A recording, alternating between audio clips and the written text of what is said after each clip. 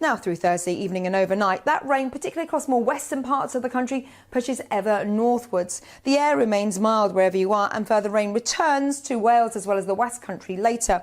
Spits and spots further east through the latter part of the night. We hang on to some drier weather across the far north of Scotland. That's where the lowest temperatures will be overnight. But it will be a mild start to the last day of 2021.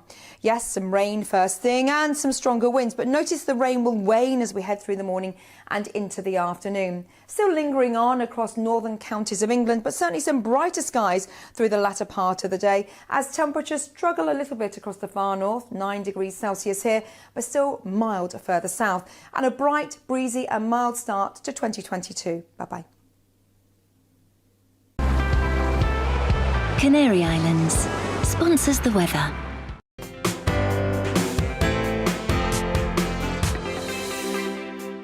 You're watching GB News live across the UK and the world on our digital stream. GB News is Britain's news channel. We are the UK's home of discussion and debate from all perspectives. We are here for you. Don't forget to join our YouTube community by clicking on that subscribe button.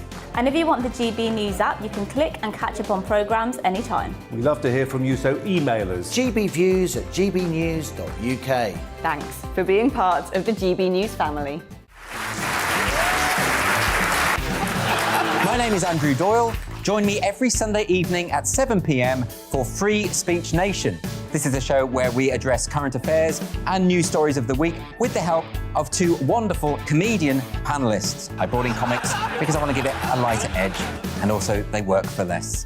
See you there.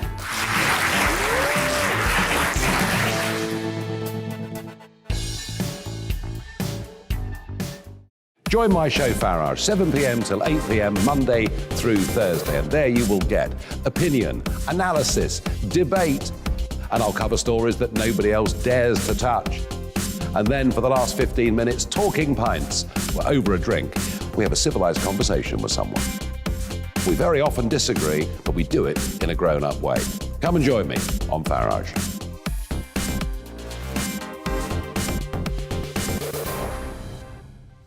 I'm Colin Brazier. I've reported from more than 70 countries around the world, covered wars from Afghanistan to Iraq, from Lebanon to the Balkans. I'm trying to bring that experience, that feel for events, to the studio. And something else. I'm ready to give an opinion. Today's stories with a spark. Brazier from 8 p.m. weekdays on GB News.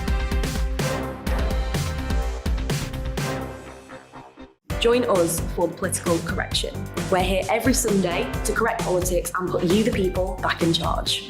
We talk about all areas of the United Kingdom, including Northern Ireland. Our debate goes way beyond the Westminster Village. It's about the real country. It's about your opinion. So please, we want you to tell us what you think. This is the Political Correction. Every Sunday morning from 10 a.m. here on GB News.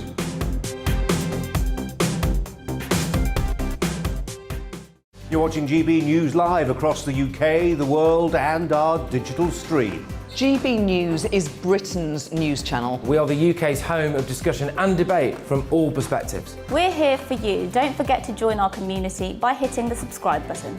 And download the GB News app so you can click and catch up on programmes anytime. We love to hear from you. Email us at gbviews@gbnews.uk. Thanks for being part of the GB News family.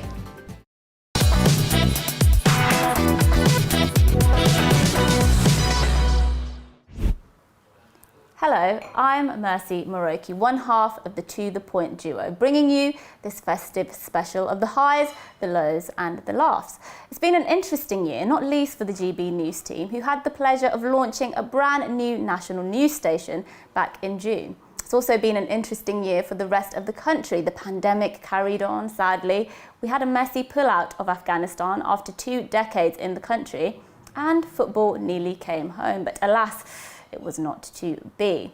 Now, as many of us sit down and take part in family reunions over Christmas and the festive period, many of you will know how difficult it can be getting to know new people, trying to remember new names. Trust me, I know a thing or two about that. Many brave men and women have had the pleasure of sitting next to me in the GB News hot seat. A very good morning. You're watching Brazier and Maroki on GB News. Good morning. You're watching Brazier and Maroki on GB News. With me today, Alistair Stewart, sitting in for Colin, and me, of course, Mercy Maroki. And you're watching GB News with me, Tom Harwood.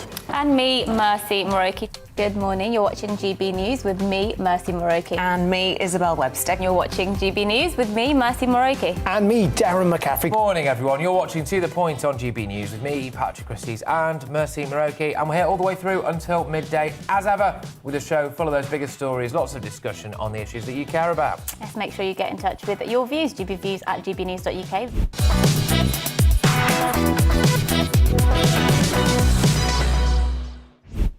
One of the perks of the job is getting to put the questions the public would want to ask directly to those in power. And we've certainly had our fair share of big interviews. So what this means is, first of all, British business will have tariff-free access to the Australian market. So the tariffs will be removed on products like Scotch whisky, on cars. Currently, we're exporting 10,000 cars from the northeast of England every year into Australia. The tariffs will be taken off those and all products going into Australia. It's going to make it easier for Brits to live and work in Australia. So whether those are in professional jobs or whether it's for the under 35s, they'll be able to go to Australia for 3 years without having to undertake the farm work requirement. And we've also got some very advanced provisions in areas like financial services, data and digital. The UK is the second biggest services exporter in the world. So that's also really important. But as well as being a great deal in itself, it's also an important stepping stone for the UK joining the Trans-Pacific Partnership. That's a major trade area, 500 million people. I think child marriage is child abuse. There should be no room for it. It's a strong statement. Yes, it is, because, and it's true. And I think with almost everyone I've talked to so far about this, both inside and outside of Parliament, it's something that it resonates with them, that people get that. Because if you think about our legal system as it is, it already recognises that you don't become an adult until you reach the age of 18. And that is why the law protects children from taking certain decisions, especially ones that might have a huge impact on their future adult life. You know, we don't let them, for example, even get tattoos until they're 18. They can't take out a loan. We let them vote in Scotland. Well, the Scottish Government lets them vote, and that's another issue. And by the way, I'm talking about England and Wales, where at least you need parental consent. But in Scotland, you don't even need parental consent to get married. Go to Gretna Green, wasn't it, to marry? Well, people, that's right. But the reality is that people seem to think, when I first bring this up with so many people, they think, oh, this is actually something that's awful, and it's something that happens in developing countries. But actually, it's happening right here in our own country. I mean, this was a big problem for me, and now the numbers are some 10 times what they were back then. That's despite the Home Secretary doing everything she can. I think she's taken this incredibly seriously, is working, whether it's with her French counterparts, Border Force and other things, and she's working incredibly hard on this. But the fact that the numbers are so high shows you just how difficult a problem this is. And I would also say this, because I always think it's worth it not to conflate all asylum seekers with illegal immigration. There are legitimate reasons. If someone is genuinely fleeing from persecution from a country, and then we should be proud of the country that offers them safe harbour, and we have done that throughout history, recently with Somalia, with Syrian refugees, with others, where they're genuinely fleeing persecution. But the difference here is that if they're coming from France, they're coming from a safe country. They could have claimed asylum there if it was genuinely motivated by running away from persecution, and that's what makes a difference here. And that's why I think Priti has been right to take the toughest line possible. What more we can do, I'm not sure, as in I know Priti's looking at a number of options, but many of them depend on what our legal avenues are. But I know that the Home Secretary has been looking at this, and she's published recently a consultation about some further measures she'll be able to take. This is invention. I think that we do not threat UK in no way. UK is a nuclear power, permanent member of the Security Council. It has a strong army, strong maritime forces. So this is nonsense. Well, Ambassador, I've got to tell you, I feel personally threatened. I feel personally threatened by Russia. 4 of my children go to school, have been, and 3 still go to school in Salisbury. And for a number of weeks, large parts of the town that they travelled to go to school were taped off with police tape, because people had died because of poison that was left by Russian agents. I know you're about to deny that happened and that Russia had anything to do with it. I don't think we'll believe you, and nor will my children.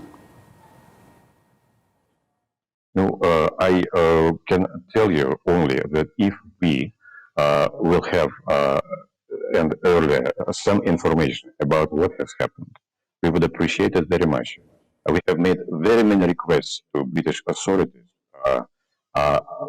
requesting information, requesting samples, requesting investigation, or cooperating with us on the investigating of this subject. Or at least we would like to know what is now going on. Where are Skripals?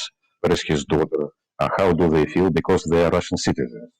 But we didn't get any answer, absolutely no answer at all from any question. But even if we gave you an answer, Mr. Ambassador, I was going to say, even if we gave you an answer, Mr. Ambassador, we saw when we gave you answers about the killing of Alexander Litvinenko that the person that we decided was responsible for his murder wasn't brought to justice in Russia. This is you who decided that he's responsible. It is not us. So keep it to yourself if you like. Okay. Well, we can't. I'm sure the British state would love to bring the person we feel was responsible for killing somebody on British soil to justice, but we're incapable of doing that. Can we just talk a little bit? We've talked about what happened in the waters off the Crimea. Can we talk about what happens in the airspace over the Shetlands, or indeed even in the English Channel, when the sorts of things that you're now accusing the Royal Navy of doing, of going aggressively into territorial waters or airspace, is done by Russian jets or by Russian warships? And why you feel it's necessary to test our military? We have to scramble Typhoon jets when your jets enter our airspace. We have to shadow your aircraft carrier or cruisers when they're in the English Channel. It just feels to some people, including people of my generation who grew up with the shadow of the nuclear mushroom cloud, and we thought we'd moved on from that, but we haven't. It just feels like we're back in the dark days of the Cold War. Here we should make really must and should make a division. What has been done by your ships near Crimea, that was a pure provocation. They were just trying to challenge our guards and our ships, those who are guarding the territory. The ships of Russian Navy, there is a passage not through your territorial waters at all. They even do not approach. They are going through the open sea in accordance with all provisions of maritime laws and maritime convention. There is a provision also in the Maritime Convention when you are going through territorial waters with innocent passage, you should notify authorities. That has not been done by British ships. What you are asking is, of course, we have our ships and our aircraft in the air, probably close to Britain, but they never, believe me, never are violating territorial waters of the United Kingdom.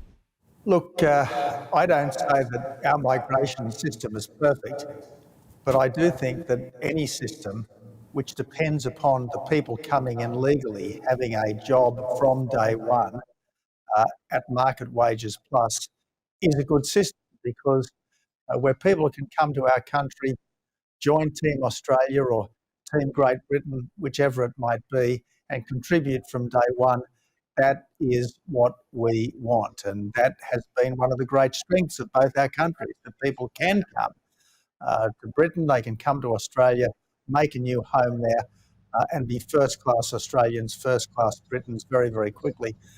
Look, on illegal migration by boat, this is a dreadful, dreadful problem. It's a deadly problem, as you're finding, as we found. And frankly, no one who comes illegally by boat should be allowed to stay, because if they are allowed to stay, it provides the people smugglers with a product to sell. And if they've got a product to sell, away they'll go. Now, I know people are keen to get to countries like Britain and Australia. They're very desirable places to live.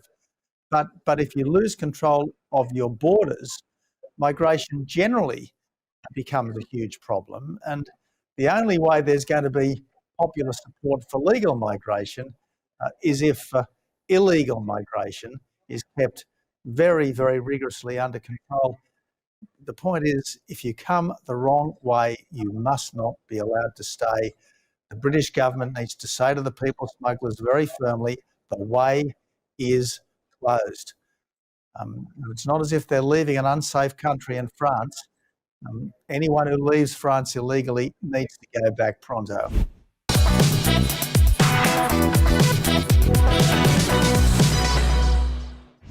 Thank you very much, Mark. What's the latest, please? Well, Lord Justice Fulford has just handed down this whole life tariff to Wayne Couzens. He will never see the light of day again. He will be taken off to prison to spend the rest of his life behind bars. This is the verdict or the sentence that the family of Sarah Everard and indeed the prosecution had been calling for, just because of the horrific nature of this crime. The fact that Wayne Couzens didn't just kidnap, rape and murder a woman from the street, which is a horrific enough offence, but he used his authority, his office as a police officer, to coerce this woman, to trick this woman into believing that she had somehow broken COVID regulations. He wasn't on duty on the day that he arrested Sarah Everard on the street. She'd been at dinner with friends in South London, had walked through Clapham Common and was heading home towards Brixton that evening when she was stopped in the street by Wayne Couzens. He was dressed in plain clothes but did have a Metropolitan Police issue belt with handcuffs and other items on it. He flashed his identity at this young woman, his warrant card. Well, it is again another very significant day of migrant activity out in the English Channel. What we're told is that so far at least 14 small boats have been intercepted. Each of these boats, we're told, holding about 40 to 50 migrants. We are expecting any second now here at Dover Harbour another lifeboat, the Dover lifeboat this time, to come in.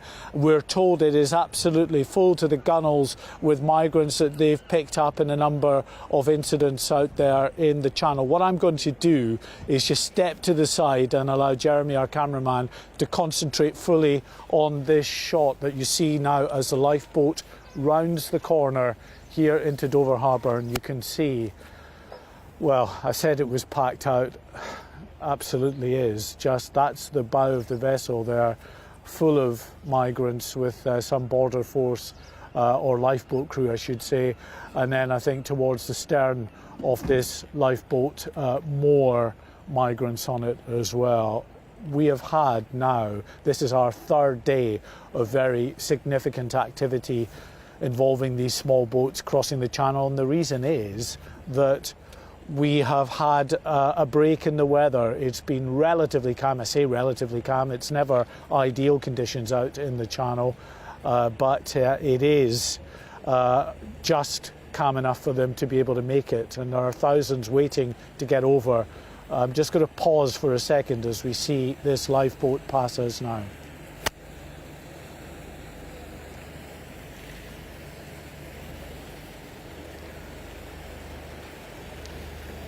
And you can see they're waving from a number of those on board. And as I say, look at the stern of this vessel, the Dover lifeboat as well. Again, full of migrants waving at us as they have made what they wanted to do, which was to get from France to the UK.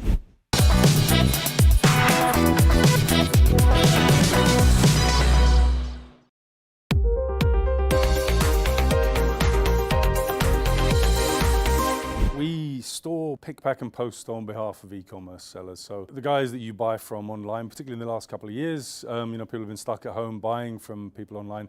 We actually ship that stuff out. So if you make stuff in your garden shed and sell it online, Hubu can take care of all the logistics, all the packaging, all the difficult stuff that really stops businesses from growing. We can. We're unique in doing it for a much broader range of clients. They've always been fulfillment companies, which is what a company like ours is called. But they've tended to work with big clients, clients that have relatively few items and that ship them in huge volumes. We work with clients of all sizes, complex clients, clients that sell second-hand or vintage, small clients, people that do sell from their bedroom, so a really broad range. Tell us about the physical side of the business. It looks unlike a traditional warehouse, so we really revolutionised the way the warehouse floor works. There are some fundamental problems with warehousing, the biggest one being that it makes people miserable. It has them walking miles and miles every day. The micro warehouse collapses the business into a smaller warehouse that is run by a single individual. So that might be a picker or a packer. For us, they manage the whole thing, more like a retail unit, all of the inbound, all of the outbound, the picking, the packing, the posting. And crucially, they engage with the client as well. So they get that feedback loop that lets them know they're doing a wonderful job or helps them if they're not. How about your East End background? Does that help? It's made me tenacious and hardworking, but it's also made me very concerned that the people that work for us should be treated properly and paid properly. We work really hard. Because you know what it's like at the sharp end. Yeah, exactly. It's just got sharper and sharper over the last 10 or 15 years. Those kinds of jobs, the wages haven't increased. Meanwhile, the cost of rent these days is ridiculous. It's really difficult for people to make ends meet that are doing those kinds of jobs.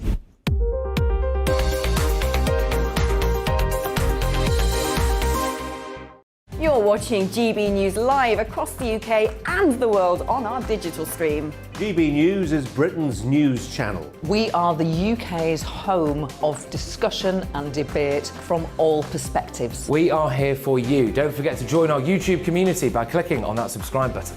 And if you want the GB News app, you can click and catch up on programmes anytime. We love to hear from you, so email us. gbviews@gbnews.uk. Thanks for being part of the GB News family. My name is Andrew Doyle. Join me every Sunday evening at 7 p.m. for Free Speech Nation.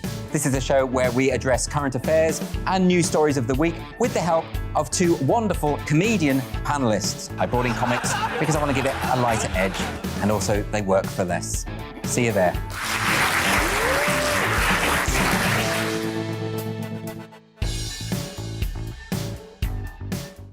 Join my show Farage, 7 p.m. till 8 p.m. Monday through Thursday, and there you will get opinion, analysis, debate, and I'll cover stories that nobody else dares to touch. And then for the last 15 minutes, talking pints. We're over a drink. We have a civilised conversation with someone.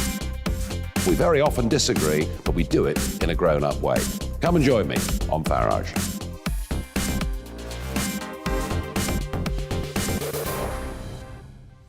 I'm Colin Brazier. I've reported from more than 70 countries around the world, covered wars from Afghanistan to Iraq, from Lebanon to the Balkans. I'm trying to bring that experience, that feel for events, to the studio. And something else. I'm ready to give an opinion. Today's stories with a spark. Brazier from 8 p.m. weekdays on GB News.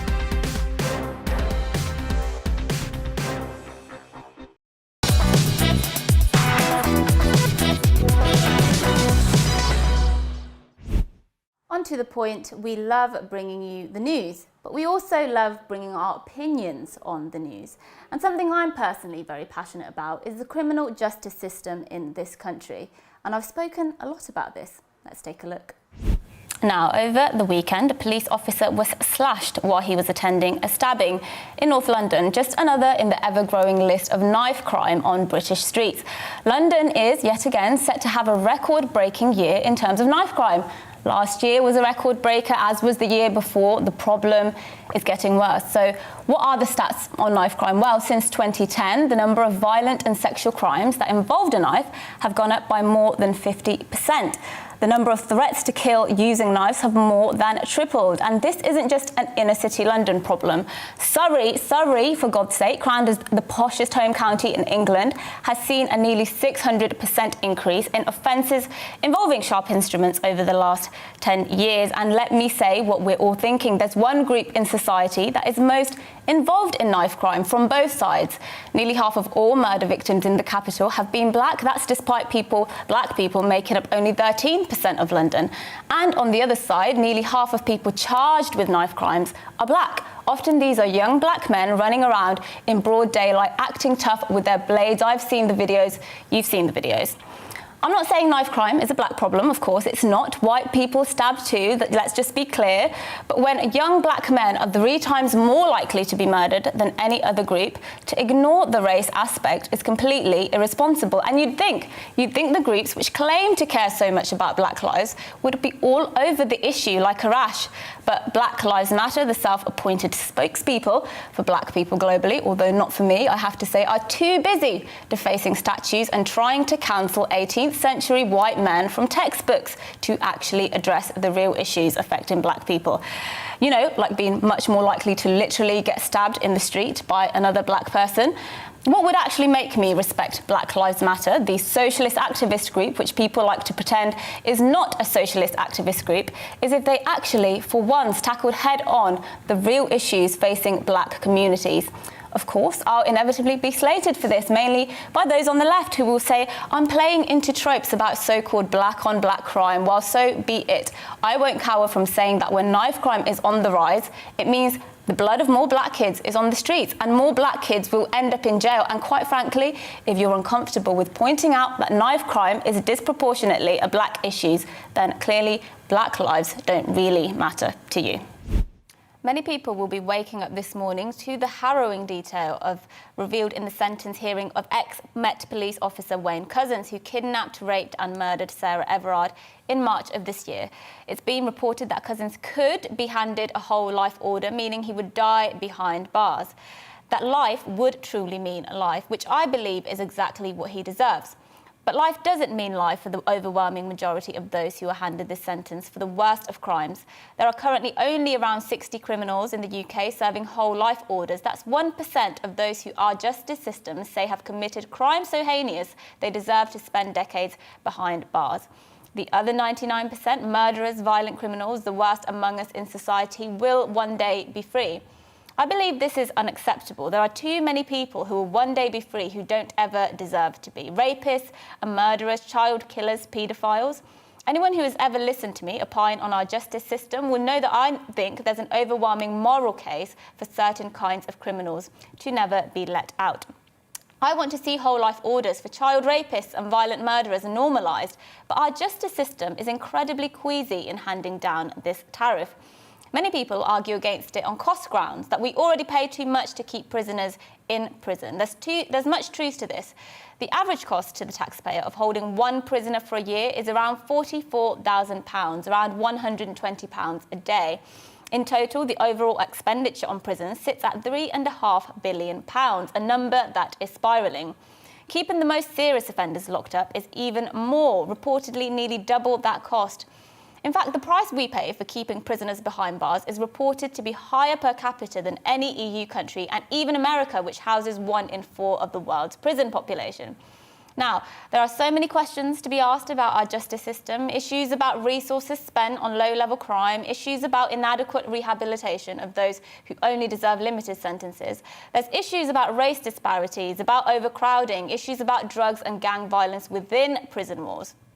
But the question has to be asked, if the moral case for keeping more prisoners locked up behind bars until death is strong, if we as a society think it's pressing that this change happens and happens fast, are we, the public, willing to stomach the cost? My personal response is yes. I'm ideologically averse to higher and higher taxes as a solution to all of society's problems. But would I be willing to pay more taxes to ensure the worst among us never get a chance to roam the streets again? Yes, I absolutely would. Whilst many politicians are known for trying to be as diplomatic, or as vanilla, as possible, our other guests were not afraid to show their fiery side. These are nothing but holy hypocrites, abusing these boys between the age of 10 and 13.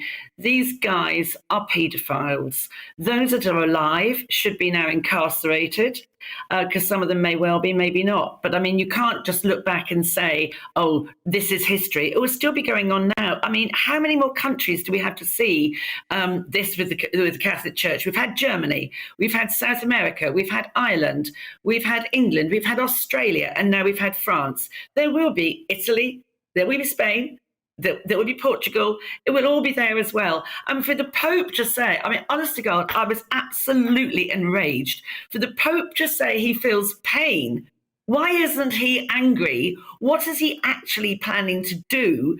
Now this guy, Francois Defoe, has come out and supported the victims, and he's like made this recognising the victims that are part of the church's responsibility. This is something that the bishops and the Pope, they're not prepared to do. So what is his first thoughts? This is the Pope. His first thoughts are for the victims. Well, fine. What is he actually planning to do with the perpetrators that are on his watch? What is he planning to do? Listen, the only thing I don't mince is my words, and unfortunately, a lot of people these days do mince their words, don't they? Shall we start with some statistics for the viewers? Yes, right? ground us in so fact. Here you go. I've done some research this morning. This is startling figures, seriously. Number of obese kids needing NHS urgent treatment has doubled in 5 years. Oversized kids potentially at risk of sleep apnea, it can be fatal. That's doubled in 5 years. 271% rise in stomach reflux cases linked to being overweight in kids. Great. And diabetes is up 259%. So are these fat camps a good idea? Well, the first thing to say is I am amazed you've not been inundated with people saying, oh, this is fat shaming. My goodness, you know. But of course it's the wrong news channel for that kind of interaction. Yes.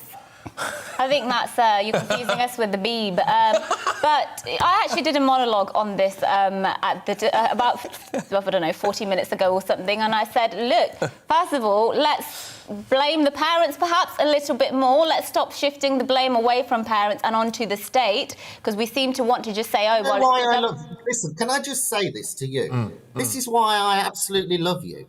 Because you are one of the very few people on the telly that say it as it is. Are parents the number one culprits? Absolutely true. They are the role models. And all of this claptrap that, it's too expensive to eat healthily. No, it's not. And in fact, there is a study out there that shows it's cheaper to eat healthily. I think that what we've got are too many parents suffering with can't be bothered-itis. And actually, what we need in this country is something much more direct that actually says things such as, if your child is too fat, they are on death row, sort it out. Yeah?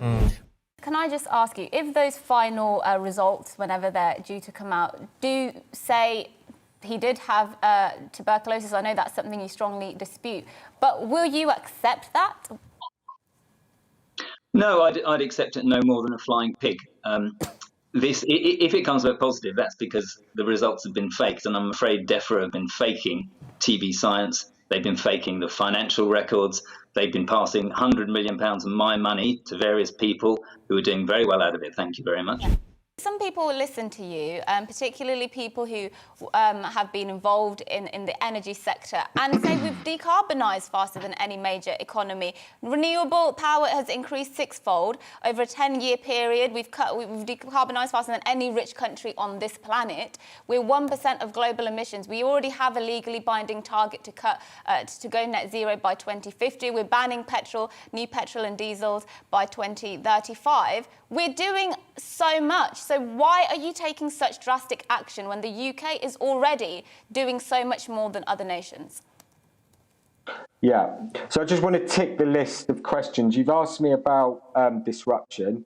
Now it's we're already doing enough. I expect you're going to call me a terrorist and save hypocrite for the last. Is that right? No, I just want you to answer my question. Yeah, that'd be nice. Why the UK is already decarbonising? Yeah. I mean, the thing is like it's getting pretty boring because you just ask the same questions all the time. And what you should be asking is why the government. Well, I'm bored of you. So can we just cut him off, because I'm actually bored of him actually now. So he won't answer my question, and I'm pretty bored of him. Well, I guess I can be quite fiery as well. We're very proud of the coverage we've brought to you throughout the year of some of the big, important stories of the day. If it matters to you, then it matters to us. And if you're thinking it, we're not afraid to say it. But we're also not afraid to have a bit of fun. OK, Tom, just stay with us for a quick second, because I've been asked quite a few times, those what look like flowers behind you, are they real or plastic? Do you know what? I'm not actually sure. They do look a little bit plastic. If you will bear with me, Patrick, if you will bear with me, I can unplug myself and go and feel... Yes, I can go and feel a flower. The COP26 for you, and I'll run right back and tell you exactly. You cop a feel of a flower, Tom, while we fill. And it's very interesting, very fascinating. There we go. You can still hear me, but I can't hear you. So I'm running over here to have a look at these. Oh gosh, it's really hard to know. I think they might be. They might be real. I think they are real. Yes, they are real. There's soil in there. There's soil in there, and these are sort of rubbery, actual, real plants. There you go. Not plastic. Who would have thought it? I certainly wouldn't have thought it. I'll plug back in so that I can hear you. Fantastic stuff, Tom. There you go. You love to see it. Tom Harwood, there we roving go. reporter. Good stuff. Roving reporter at COP26. What a hero. Now, McDonald's is launching a new McPlant burger in 250 UK restaurants today. The fast food chain, which is, of course, famous for its greasy burgers, beautiful burgers, lovely but lukewarm chicken nuggets as well, apparently, is now claiming to be caring for us and caring to the planet by adding a new vegan burger to its menu. So the McPlant consists of a Beyond Meat patty made of pea and rice mince, so vegan cheese as well, and all the usual soggy salad fixtures as well. So the chain assures us that it tastes just like the real thing. So we thought we'd put that to the test, ladies and gentlemen. Did. So firstly, I have a normal Big Mac here, so I thought I'd just, you know, get stuck in, really, if I may. So, I'm not sure. You'd love to see it. Well, that's beautiful. It's succulent. It's a glorious combination, really, isn't it? Of gherkin, cheese, lettuce, meat, bread. It's been brought together in a way that, you know, few other things ever have. And then we've got. Ready? I'm ready to do this. This is the vegan offering. Yeah, let's. Yeah, well, that's a bit like cardboard. I mean, that is like someone has painted over the Sistine Chapel. Right? That is absolutely horrendous. Like someone's punched the Mona Lisa in the face. Why on earth would they do that? Could cow poo be a solution to the UK's renewable energy crisis? The farmers at Arla Group certainly think so. They say almost 1.2 million tonnes of cow slurry are available in the UK each year from their farms alone, and that the waste shouldn't go to waste. Yes, they claim they can repurpose the poo into green energy that could potentially power up to 4% of the UK's households. They've even developed cow batteries, and we really do mean that. I think we can show you those.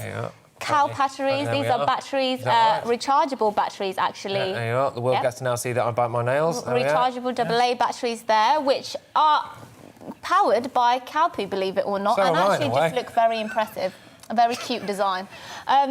So, yeah, a story we could particularly believe this morning. But joining us now from Copenhagen is Graham Wilkinson, the Group Agriculture Director at Arla, who is exactly the sort of person who can tell us all about this. So, I mean, first of all, obviously it does all sound like a bit of a joke, but it's actually quite a sophisticated technology, isn't it? Tell us how it all works. Well, thank you for inviting me on it.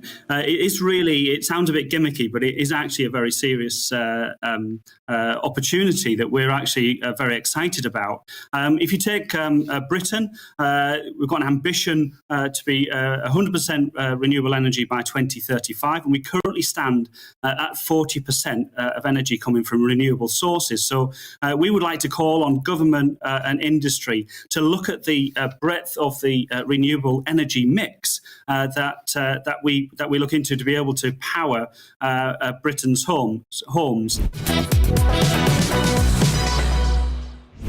Oh, Patrick, have you actually tried pressing the on button? Oh, so it's working now. Okay, great. Well, I have to go. One of the perks of my job is working with my co-host, Patrick Christys. In fact, we have so much fun, you might have caught us off guard having a little giggle. The man is quite the character. People of Britain, I have a message for you. The next time that your other half tells you that you're spending too much time at the pub, politely inform them that you're doing your civic duty. You're keeping the cogs of this country grinding, the wheels turning. You are a hero. You are a national treasure. You owe it to yourselves, your ancestors, and all of those who will come after you to go down to the Nag's Head and drink the place dry. When I think of Britain, ladies and gentlemen, I think of the White Cliffs of Dover. I think of 1966. I think of red buses. I think of rolling, beautiful countryside. I think of our dear Queen.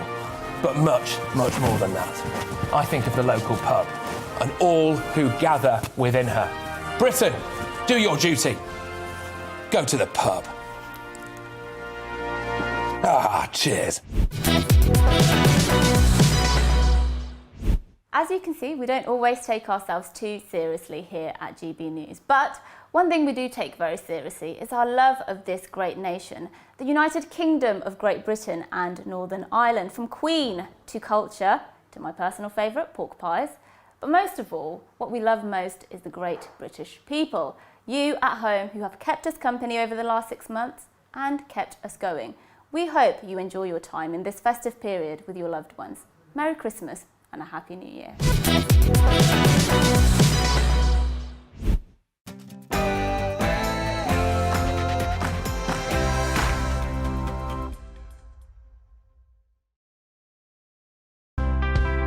It's time to remind ourselves there's always another winter. Canary Islands sponsors the weather.